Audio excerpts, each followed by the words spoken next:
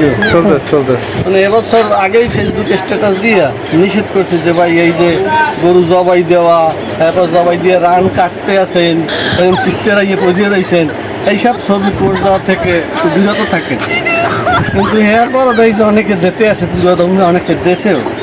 তবে আশার বিষয় হলো যে কিছু কম গত বছর এসছে, এটা একটা আশার বিষয় লক্ষ্য করা গেছে। আপনারা মনে করেন এদিকে আপনার দেখাইবে না?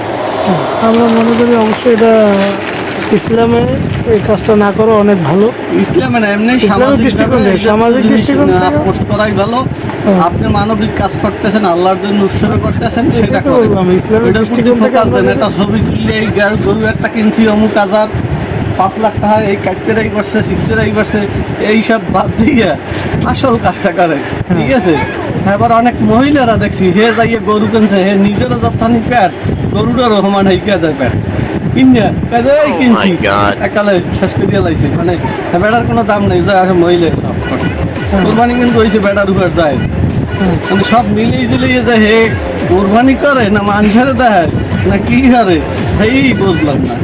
এই যে একটা যন্ত্রণা, এইটাই আর কি হুজো জায়গায় ইসলাম চলতে যাক, আছে, আমরা- ইসলাম চলতে আছে যাই এই মানে আলু চলতে পারে। আপনার আসল ইসলামের বাইরে আপনার বেরোয় না আপনার অনেকে। মাধ্যমে বুঝলেন? আপনার একেবারে মাধ্যমে খাস যদি- বাংলা কইলে বলছিলে ডোন্ট মাইন্ড, হ্যাঁ। একেবারে এই ভিডিও ছাড়াই, মানে ভিডিও করার জন্য বলি না, এমনি বলছি, কেউ হয়তো ভিডিও করছে, এটা